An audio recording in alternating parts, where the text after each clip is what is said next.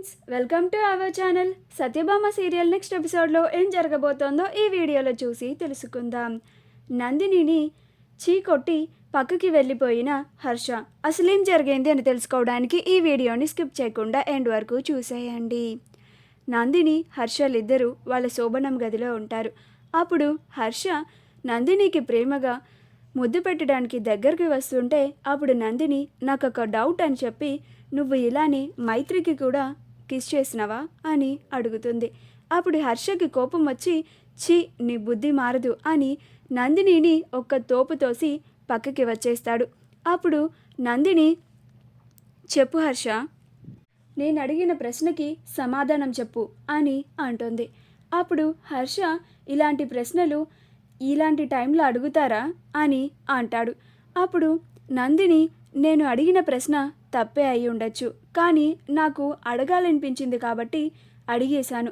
నాకు ఏది నేను లోపల దాచుకోలేను, ఎప్పుడు ఏది చేయాలనిపిస్తే అది చేసేస్తాను అని అంటోంది. అప్పుడు హర్ష నా మూడంతా ఖరాబ్ చేసావు అని కోపంగా ఉంటాడు. అప్పుడు నందిని హర్షని బతిమలాడడానికి వెళ్తుంది. క్రిష్ తన గదిలో సత్య కోసం ఎదురు చూస్తూ ఉంటాడు. ముహూర్తం టైం అయిందని సత్య శోభనం గదిలోకి వెళ్తుంది. క్రిష్ సత్య రాగానే వచ్చేసినవ సంపంగి అని డోర్ లాక్ చేసి సత్యని తీసుకెళ్ళి బెడ్ పైన కూర్చోపెడతాడు. అలా వాళ్ళిద్దరూ ఒకరి కళ్ళల్లోకి ఒకళ్ళు చూసుకుంటూ ఉంటారు.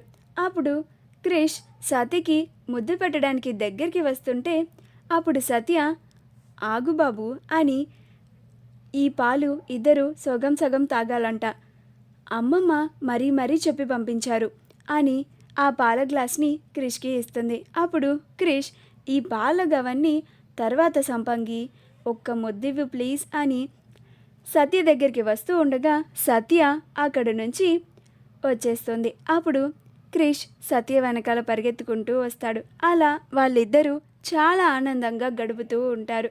నరసింహ మనుషులు ఇంటి లోపలికి రావడానికి గేట్ దగ్గరున్న మనుషులు ఆపడంతో అప్పుడు నరసింహ రుద్రకి కాల్ చేస్తాడు. అప్పుడు రుద్ర గేటు దగ్గరికి వెళ్ళి వీళ్ళు మన మనుషులే లోపలికి వదలండి అని వాళ్ళని లోపలికి వచ్చేలాగా చేస్తాడు.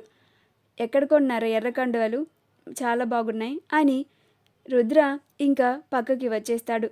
వాళ్ళు ఇంటి లోపలికి ఆ మహాదేవయ్యని చంపడానికి వస్తారు. అప్పుడు మహాదేవయ్య హాల్లోనే అలా కోపంగా ఉంటాడు. మహాదేవయ్యకి ముందే ఇన్ఫర్మేషన్ రావడంతో అలా కోపంగా ఉంటాడు.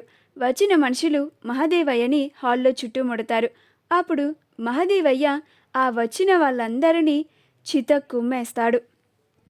నాకు తెలుసురా, నాకు ఎమ్మెల్యే టికెట్ వస్తుందంటే చుట్టుపక్కల ఉన్నవాళ్ళు ఎలా పడగొడదామా అని ప్రయత్నాలు చేస్తూ ఉంటారు. నేను ఇది ఇప్పుడు ఊహించిన ఆ నరసింహగాడు ఇలాంటిదేదో ప్లాన్ చేస్తాడని నేను ముందే ఊహించి నా మనుషులందరినీ పంపించేసి నేను మీకోసమే హాల్లో ఎదురు చూస్తాండా, రండి నాయల్లారా అని వాళ్ళని చితక్కుమ్మేస్తాడు.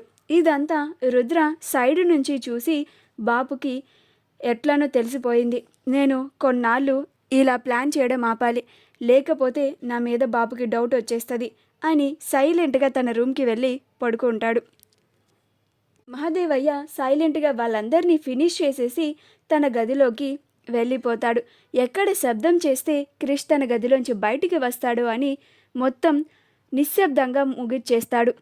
మా వీడియో కనుక మీకు నచ్చినట్లయితే లైక్ చేయండి, షేర్ చేయండి, మా ఛానల్ని సబ్స్క్రైబ్ చేసుకోండి, పక్కనే ఉన్న బెల్ ఐకాన్ని క్లిక్ చేయడం మాత్రం మర్చిపోకండి.